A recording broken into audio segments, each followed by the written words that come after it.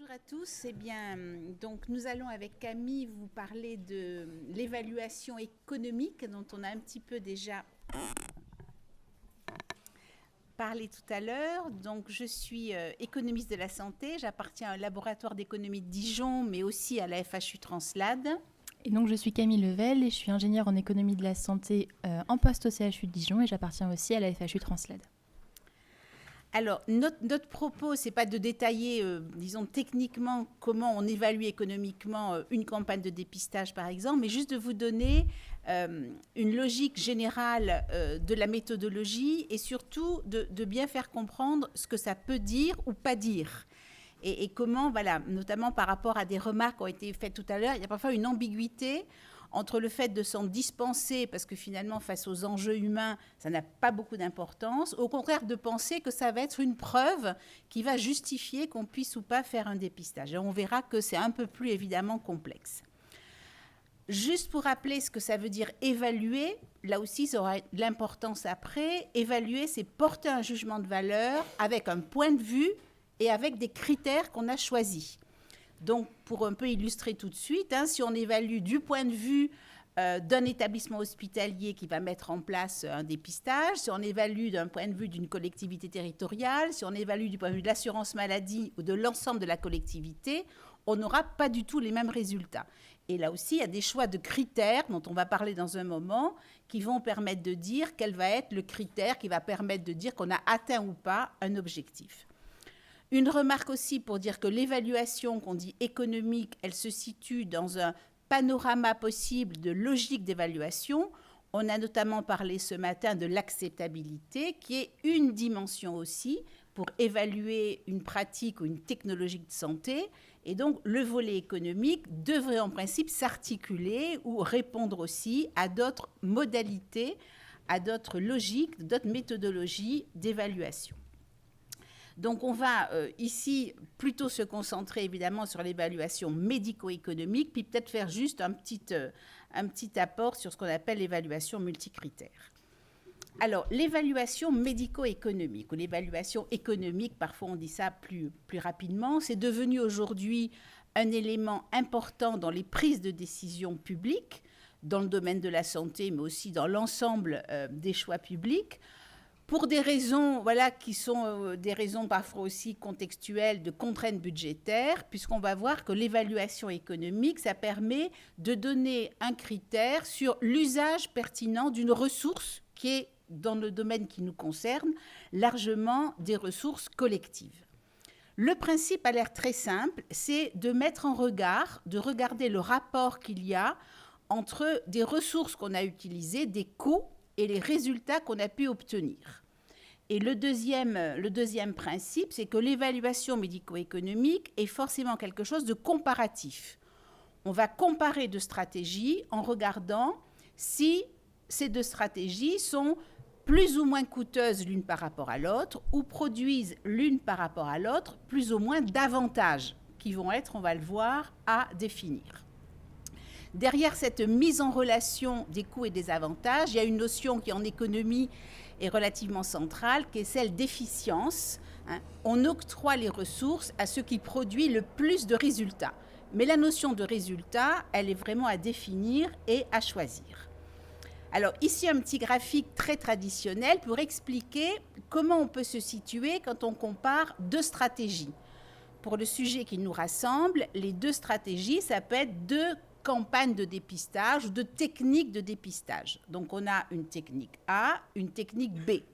On va regarder que coûte la technique A, que coûte la technique B, que rapporte la technique A, que rapporte la technique B. Alors, pour donner juste illustré, dans ce que ça rapporte, on pourrait considérer, par exemple, en quoi la technique A et B augmente l'espérance de vie des individus. C'est un critère possible d'avantage. Donc, sur ce graphique, vous voyez qu'il y a un cadran. Quand on est dans le cadran sud-ouest, on a une technique B qui est à la fois moins coûteuse et... Non, excusez-moi. Non, cadran ouest, on a une technique B qui est moins coûteuse et moins efficace. Dans le cadran nord-ouest, on a une technique qui est plus coûteuse et moins efficace. Donc c'est sûr que celle-là, on ne va pas trop s'y intéresser. Dans le cadran sud-ouest, on a une technique qui est moins coûteuse et plus efficace. A priori, là aussi, on va forcément la préférer. Et dans le cadran nord-est, on a une technique qui est plus coûteuse et plus efficace. Donc dans cette comparaison, on a une relation entre ces éléments. La relation, dans l'évaluation médico-économique, elle se traduit par ce qu'on appelle un ratio incrémental. Si, par exemple, on a une campagne de dépistage, je prends des chiffres au hasard, qui coûte 100 000 €, mais qui permet de dépister par rapport à une campagne B plus de 10 000, par exemple, cas positifs, on va dire avoir un cas positif dépisté de plus coûte 10 000 €. Et donc, c'est ce 10 000 € qu'on va après présenter aux décideurs pour dire si vous voulez dépister un cas positif de plus, en utilisant la technique B, il vous faudra dépenser 10 000 € de plus. Donc, on est juste en train de calculer le coût d'un avantage supplémentaire d'une stratégie par rapport à une autre. Alors, cette évaluation médico-économique, elle peut servir à hiérarchiser sur ces critères des stratégies. Elle peut aussi servir à savoir comment configurer une campagne pour qu'elle soit, comme on dit, plus ou moins coefficace. La méthode, elle a des règles méthodologiques assez précises. Bon, notamment en France, par exemple, l'HAS valide les critères que doivent respecter des évaluations économiques pour être pertinentes. Donc l'HAS en France, mais plein d'instances internationales aussi. Dans ces règles méthodologiques, on va savoir comment on peut évaluer les coûts, comment on peut évaluer les résultats. Alors, évaluer les coûts dans les méthodes doit se limiter à ce qu'on appelle les coûts directs. Donc, si on s'intéresse à une campagne de dépistage, le coût direct, c'est ce que coûte la campagne. C'est ça qu'on va mettre en regard des résultats. Tout à l'heure, on a parlé, par exemple, du fait que les pathologies avaient des coûts, que l'errance avait un coût. Mais ça, a priori, on ne va pas le mettre dans l'évaluation. Ça peut être des volets adjoints. Puis c'est ce qu'on appelle les coûts indirects. Ce n'est pas ce que coûte la campagne, c'est d'autres éléments de coûts périphériques par rapport à l'évaluation qu'on va conduire. Alors, je passe ici les détails, mais calculer des coûts, c'est un peu un travail de fourmi. On va regarder précisément le coût du temps, le coût des produits, le temps dépendant des compétences, des coûts organisationnels. Donc, il y a tout un élément calculatoire très lourd et parfois très complexe pour évaluer ces coûts, ce qui permet aussi déjà de dire qu'une évaluation médico-économique, c'est un investissement aussi pour illustrer des stratégies qui peut être relativement important. Et quand on évalue les coûts, on peut les évaluer à court terme, à long terme, à moyen terme, donc choisir ce qu'on appelle des horizons temporels différents. Tout à l'heure, je l'ai dit, l'évaluation, elle se fait avec un point de vue.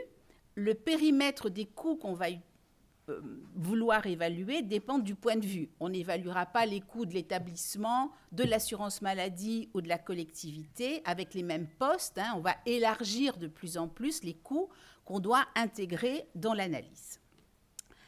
Deuxième temps méthodologique, c'est évaluer les avantages. Autrement dit, ces coûts, l'investissement qu'on a donné dans cette stratégie, comment on va mesurer ce qu'ils apportent. Alors, là aussi, pour faire très vite, il y a deux grandes familles d'évaluations, ce qu'on appelle les évaluations coût-efficacité, où on va trouver une mesure simple, unidimensionnelle de l'avantage, nombre de cas dépistés, année de vie gagnée, délai d'obtention d'un diagnostic. Donc ça, ce sont des critères unidimensionnels simples dans leur définition, dans leur calcul, ils ne le sont évidemment pas toujours, mais qui vont constituer le critère d'avantage d'une évaluation coût-efficacité. Donc ça peut être, voyez, des éléments qu'on dit finaux, comme la durée de vie, l'augmentation de l'espérance de vie, c'est plutôt une efficacité finale. L'efficacité intermédiaire, qui peut être le délai d'obtention d'un résultat, peut être aussi un avantage qu'on considère. L'autre famille, grande famille dans ces approches médico-économiques, c'est les évaluations coût-utilité, où là, on va prendre comme mesure de l'avantage, non pas seulement l'espérance de vie, par exemple, mais l'espérance de vie pondérée de la qualité de vie des bénéficiaires ici de la campagne de dépistage. Donc c'est ce qu'on appelle, qu'on rencontre parfois dans la littérature, les QALY, dont on va parler tout à l'heure, qui sont une mesure possible des avantages, qui compose quelque chose d'objectif, l'espérance de vie, d'objectif, par exemple, oui, l'espérance de vie, et de subjectif, la qualité de vie de la personne bénéficiaire. Vous voyez qu'avec juste cette présentation très, très sommaire, la complexité aussi des mesures est grande. Mesurer la qualité de vie d'un échantillon de personnes, c'est des questionnaires plus ou moins génériques, plus ou moins appliqués. Mesurer les délais, voilà, il y a aussi un investissement important et des contraintes aussi fortes que je ne détaille pas ici pour évaluer précisément ces résultats.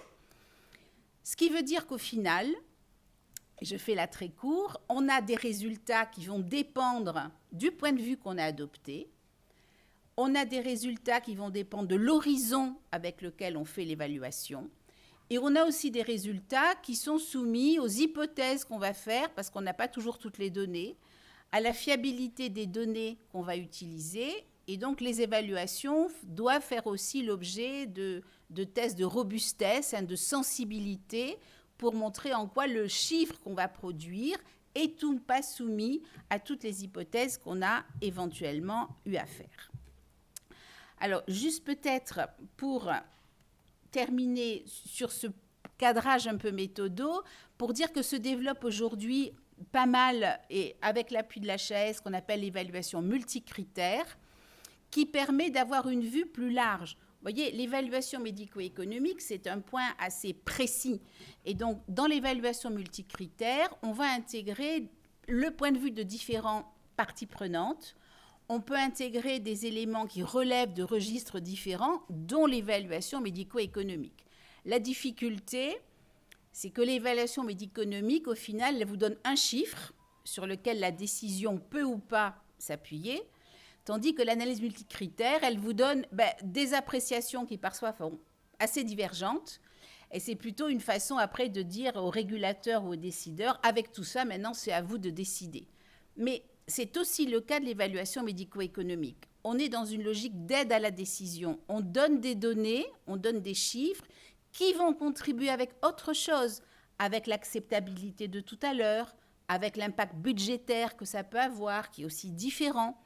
C'est un élément, un critère dans la prise de décision. Mais maintenant, Camille va présenter des exemples et des données précises de ce que produit cette évaluation. Merci. Donc effectivement, maintenant que le cadre a été montré par Christine Perron, je vais peut-être vous montrer des exemples d'applications au dépistage néonatal. Donc l'idée, c'est pas de faire un catalogue des évaluations médico-économiques qui existent dans le cadre du dépistage néonatal, c'est plutôt de vous montrer comment est-ce qu'on peut raisonner avec cet outil et avec d'autres dans le cadre du dépistage néonatal. Donc déjà, pourquoi est-ce qu'on s'intéresse à la question de l'évaluation médico-économique dans le cadre de l'extension du dépistage néonatal ? Donc Christine vous l'a dit, quand on raisonne sur une évaluation médico-économique, on a ce côté de comparaison. Donc là, la question qu'on pourrait se poser, c'est est-ce que prendre en soin un nouveau-né donc de façon présymptomatique dès la naissance a un meilleur ratio coût-avantage que de le prendre en charge via un diagnostic sur base de signes cliniques après une plus ou moins longue errance diagnostique et avec des situations qui parfois, quand il n'y a pas de diagnostic, peuvent pour certaines maladies mener à des décès. Donc là, on a fait une réflexion donc, très pédagogique. Donc, le dépistage néonatal actuel en France coûte à peu près 25 € par nouveau-né testé. On se dit qu'ajouter une maladie va potentiellement faire augmenter ce coût à 25 plus X euros par nouveau-né testé. Et l'idée, c'est de regarder si ce différentiel est justifié au vu du bénéfice apporté par le dépistage précoce de cette maladie. Donc, et je rejoins Christine là-dessus, la question de comment est-ce qu'on définit ce bénéfice, il y a eu beaucoup d'échanges dessus ce matin, on en aura notamment dans la question des critères sur la table ronde 1 cet après-midi. Effectivement, vous voyez qu'en fonction de comment on définit le périmètre des bénéfices, ça va forcément influencer les choix méthodologiques qu'on va mettre en place dans l'évaluation économique et donc la lecture qu'on aura du résultat de l'évaluation médico-économique. Je voulais dérouler la présentation sur un exemple plutôt pédagogique que je trouve qu'on peut assez facilement retranscrire dans le cadre du dépistage néonatal génomique, qui est l'évaluation qui a été menée dans le cadre de l'introduction du spectromètre de masse, dont vous a parlé Frédéric Huet tout à l'heure, pour le déficit en MCAD. Donc la HAS, en 2008, a donc été saisie par différentes directions, différentes sociétés savantes et l'association qui était en charge du dépistage néonatal à ce moment-là, avec la question suivante. La technique donc, de spectrométrie de masse en tandem permet de dépister une ou plusieurs maladies métaboliques. Est-ce qu'elle est utilisable collectivement dans le dépistage néonatal ? Donc, ce qu'il faut avoir en tête, c'est que quand l'HAS, du coup, ici, a rendu son avis en 2011, donc vous voyez que nous, en France, on ne dépistait, du coup, aucune maladie à l'aide d'un spectromètre de masse en tandem, alors que au Danemark ou en Suède, on était déjà à 19 maladies métaboliques dépistées avec cette technique, 32 pour une partie du Portugal et voire une quarantaine pour une partie de l'Italie. Donc le décalage qu'on présente parfois de retard français est aussi en partie dû à la question de la réactivité à l'introduction de cette nouvelle technologie. Globalement, comment la HAS a répondu à cette question ? Donc, elle a découpé son travail en 2 volets. Dans le premier volet, elle a voulu répondre à 3 éléments. Le premier, c'est l'introduction d'une nouvelle technologie dans le dépistage néonatal. Le deuxième, c'est l'utilisation de cette nouvelle technologie pour dépister une maladie qui n'était pas actuellement dans le dépistage néonatal en France, donc le déficit en MCAD. Et il y a eu un 3e élément qui est utiliser du coup cette nouvelle technologie pour dépister une maladie qui était déjà dans le scope du dépistage néonatal, mais pour permettre des économies d'échelle. Et donc la maladie en question, c'était la phénylcétonurie. Donc ça a été l'objet du premier volet d'évaluation de la HAS. Et elle a proposé, dans un second temps, de faire une autre évaluation qui est sur d'autres maladies métaboliques, parce que le spectromètre de masse permet le dépistage de beaucoup de maladies métaboliques. Et donc, elle a retardé dans un second temps le fait d'utiliser cette technique pour évaluer le dépistage néonatal d'autres maladies métaboliques. Donc, globalement, parce qu'on est un peu en retard, je vais essayer de passer un peu plus rapidement, mais ce qu'il y a à retenir de ce tableau-là, c'est effectivement une synthèse des différentes études qui ont pu être mises en place sur l'évaluation économique de l'introduction du déficit en MCAD dans le dépistage néonatal. Et donc, comme vous l'a dit Christine tout à l'heure, donc là j'ai essayé de ranger, donc en clair ici, vous avez les études qui ont choisi comme critère d'avantage le nombre d'années de vie gagnées. Et en plus foncé, vous avez ici les études qui ont choisi comme avantage le nombre d'années de vie gagnées pondéré à la santé, à la qualité de vie en santé, donc en bonne santé. Donc déjà, on peut voir que entre elles sont difficilement comparables, et donc on est sur des évaluations qui ont des périmètres différents. Et donc même quand on s'intéresse à des évaluations qui ont choisi, donc au sein des couleurs, des critères d'avantage similaires, donc soit d'un côté le nombre d'années de vie gagnées, soit du coup les qualis, on peut voir qu'on a des fortes hétérogénéités dans les résultats qui sont présentés. Et donc ça, c'est vraiment quelque chose qu'on doit avoir en tête quand on regarde une évaluation médico-économique, c'est de la rapporter à la méthodologie qui a été mise en place. Quand on regarde les choix méthodologiques dont vous parlait Christine tout à l'heure, la perspective adoptée, parfois l'horizon temporel évalué ou encore le taux d'actualisation, le pourcentage qu'on prend en compte pour l'évolution financière, on va dire, sur le long terme, on voit que ces choix méthodologiques-là du coup, ont une influence sur le résultat qu'on peut avoir. Et donc ça, c'est quelque chose, du coup, à garder en tête. Globalement, quand la HAS s'intéressait à cette question-là, elle n'a pas mis en place d'études pilotes, il n'y a pas eu de pilote sur le déficit en MCAD, elle a créé un modèle. Elle s'est basée sur, du coup, des données qui existaient déjà, et elle a modélisé un parcours de soins d'un enfant qui aurait eu le dépistage néonatal, les différents événements qui peuvent lui arriver, et un enfant qui n'aurait pas eu le dépistage néonatal et les différents événements qui peuvent lui arriver. Ensuite, elle a associé des probabilités de survenue de ces événements, des coûts associés. Elle a fait tourner le modèle, de façon très très schématique. Et globalement, ce qui est ressorti de cet élément-là, c'est que avoir un dépistage néonatal d'un déficit en MCAD versus un diagnostic plus tard permettrait d'éviter 5 décès par an d'enfants de moins de 5 ans, des séquelles neurologiques graves chez un enfant par an et des séquelles neurologiques légères chez un enfant par an. Donc ça, c'est l'avantage qui a été mis en avant par la HAS sur la mise en place d'un dépistage néonatal pour un déficit en MCAD. Et donc après, comme vous l'a dit Christine, elle a calculé donc un ratio, coût-efficacité. Et donc les deux résultats principaux sont ceux-là. Le fait d'introduire un spectromètre de masse pour ne dépister que le déficit en MCAD aurait donc les ratios soit donc de 19 500 par année de vie, soit de 18 000 par année de vie pondérée à la santé. Et elle a également regardé si on intègre le déficit en MCAD pour dépister le MCAD et qu'on l'utilise aussi pour la phénylcétonurie. Et donc là, on voit que forcément le coût en question du coup diminue quand on le rapporte aux bénéfices récupérés. Globalement, de cette recommandation, 3 éléments sont à récupérer. Le fait que la HAS du coup recommande l'ajout du déficit en MCAD avec le passage de la spectrométrie de masse en tandem qu'on utiliserait aussi pour la phénylcétonurie. Le fait que il y aurait une diminution des dépenses associées si on avait en fait plus de nouveau-nés dépistés par laboratoire qui s'occupe des tests. Donc vu qu'on ne peut pas augmenter le nombre de naissances, il a été proposé de diminuer le nombre de laboratoires et c'est aussi une des raisons des réorganisations du dépistage néonatal autour des 13 CRDN. Et la HAS a évalué l'impact budgétaire annuel du déficit du dépistage néonatal du déficit en MCAD à environ donc 1 million d'euros, donc annuel. Christine vous disait tout à l'heure que l'évaluation médico-économique, c'est un outil d'aide à la décision. Donc si on regarde les résultats dont je viens de vous parler par rapport au cadran dont parlait Christine, au final, on est ici. On est dans une stratégie évaluée qui est plus efficace, mais plus coûteuse. Et donc, ces décisions-là ne sont pas prises par les économistes de la santé. La question est combien est-ce qu'on est prêt du coup à payer pour gagner cette efficacité-là. Et donc, nous, on accompagne à la décision, on donne ce résultat et après, les décisions sont des prises de position de politique publique qui donc n'appartiennent pas aux économistes.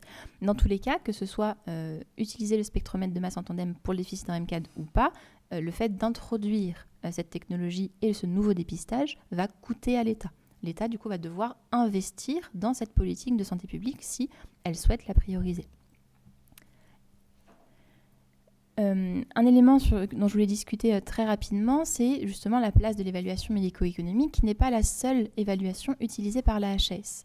Si on s'intéresse du coup à la question de la généralisation de la drépanocytose, qui, comme vous l'a dit Frédéric Huet, était jusque-là ciblée sur donc, des populations qu'on disait à risque au vu de leur origine, quand s'est posée la question de la généralisation de la drépanocytose, il n'y a pas eu d'évaluation médico-économique de fait. Il y a eu une évaluation par consensus. La HAS a sollicité différents experts pour voir les avantages qui pouvaient être mis en place pour la généralisation de la drépanocytose. Et donc, on pourra en discuter les différents avantages. On a le ratio coût d'un dépistage précoce versus une situation de loupé du dépistage néonatal ciblé, mais qui arrive comme un des arguments qui a été mis en avant pour la généralisation de la drépanocytose. Ça, c'est un autre élément et ça va répondre un peu à des discussions qu'on a eues tout à l'heure. J'ai essayé de regarder s'il existait du coup des évaluations médico-économiques de pathologies qui ne sont pas dans le scope du dépistage néonatal actuel, mais qui utiliseraient un dépistage néonatal génomique. Et donc j'ai trouvé cette étude qui date de l'année dernière, qui s'intéresse au dépistage néonatal à l'aide d'un outil génétique des cardiomyopathies hypertrophiques. Et donc ça, c'est typiquement un exemple qui pourrait être sujet à débat, puisque le résultat global de cette étude, c'est que le dépistage néonatal de cette pathologie-là permettrait de diminuer le nombre de décès à 20 ans de 21%, mais au prix de une augmentation très très importante de par du coup la pénétrance en fait de ces maladies-là, une augmentation de la surveillance très très importante des enfants qu'on aurait du coup dépistés. Et donc, on rejoint un peu vos discussions tout à l'heure. Dans ces évaluations-là, l'impact psychosocial n'est pas évalué. Et donc, globalement, ne serait-ce qu'en termes de nombre de consultations, etc., le résultat de cet article, c'est que le dépistage génétique des nouveau-nés, donc pour les cardiomyopathies hypertrophiques, coûterait plus de 250 000 $ par année de vie sauvée. Et donc, il y a un vrai compromis sur, oui, mais ça permettrait quand même d'éviter des situations de décès versus cette augmentation importante des surveillances pour un grand nombre de faux positifs qui ne déclareraient jamais la maladie. Je termine rapidement sur l'évaluation médico-économique dans le dépistage néonatal génomique, qui est au final la discussion qu'on peut avoir ici, qui n'est pas exactement la même réflexion. Là, je viens de vous parler du dépistage néonatal, de l'extension du dépistage néonatal. Et donc, l'idée de se dire, sur l'introduction du séquençage au débit dans le dépistage néonatal, c'est de se dire que cette économie d'échelle qu'on a pu discuter là, par exemple, avec le spectromètre de masse en tandem, par exemple, pour le dépistage aussi de la phénylcétonurie, on pourra avoir le même type de raisonnement pour l'utilisation d'un séquençage en première intention. Et donc, on s'attend à ce que dans les années à venir, il y ait de plus en plus de pathologies traitables qui soient du coup éligibles à un dépistage néonatal. Frédéric vous l'a montré ce matin, on a actuellement un millefeuille de pathologies. Quasiment à chaque fois qu'on introduit une nouvelle pathologie dans le dépistage néonatal, on introduit aussi une nouvelle technique ou une nouvelle technologie pour dépister cette pathologie-là. Et donc, l'utilisation à long terme du séquençage pourrait permettre d'avoir une technologie unique, plus ou moins couplée à d'autres techniques biologiques, biochimiques, mais pour permettre d'avoir une seule technologie en première intention qui permette du coup d'avoir plusieurs centaines de pathologies dépistées en première intention. Globalement, actuellement, on n'a pas de résultats, parce que vous le savez, les études pilotes du coup sont en cours sur cette question-là. On n'a pas de résultats sur l'évaluation économique du dépistage néonatal génomique. Mais c'est des ambitions qui sont partagées et qu'on porte aussi dans Périgénomède d'évaluation sur les projets pilotes qui sont actuellement menés donc, en France et à l'international. Il y a des challenges méthodologiques, vous l'avez vu, évaluer c'est une question de choix. Et donc, ça va conditionner aussi la portée qu'on aura des résultats. Donc, on a des vraies réflexions méthodologiques à mener en amont, avec, comme pour le dépistage du déficit en MCAD, la question de l'évaluation de l'introduction d'une nouvelle technologie. Donc, par exemple, en Norvège, le séquençage est déjà dans le dépistage néonatal, mais en seconde intention pour confirmer certains diagnostics. Nous, ce ne sera pas le cas et il y aura la réflexion sur une réorganisation potentielle de prise en charge en amont et en aval si jamais un jour il y aura le dépistage néonatal génomique. Donc, ça pose aussi d'autres questionnements. Le fait du coup d'utiliser cette technique pour de nouveaux dépistages qui ne sont pas actuellement dans le dépistage néonatal, notamment par exemple, on peut penser à la SMA parce qu'il n'y a pas de marqueur biologique, ou à la rigueur, des questions aussi sur la complémentarité-substitution. On vous a dit, c'est une réflexion comparative, et donc il pourra se poser la question de l'utilisation de cette technologie pour les dépistages néonataux qui sont actuellement du coup dans le scope du dépistage néonatal. Donc on a une recherche de convergence qui est nécessaire, notamment due au faible effectif qu'on peut avoir dans nos maladies rares. Si on veut que nos données puissent parler, on a des discussions méthodologiques entre les projets pilotes qui existent sur ces éléments-là, mais il faut aussi prendre en compte des spécificités sociétales. Par exemple, le fait d'avoir dans les évaluations médico-économiques une perspective du financeur assurance maladie, c'est quelque chose qui est spécifique au territoire français. Et je terminerai pour dire que l'évaluation médico-économique, c'est donc, j'espère qu'on a pu vous le montrer, un outil parmi d'autres qu'on peut avoir sur comment évaluer un nouveau dépistage ou l'introduction d'une nouvelle technologie qui du coup ne présage en rien de l'introduction d'une pathologie ou pas dans le dépistage néonatal. Merci de votre attention.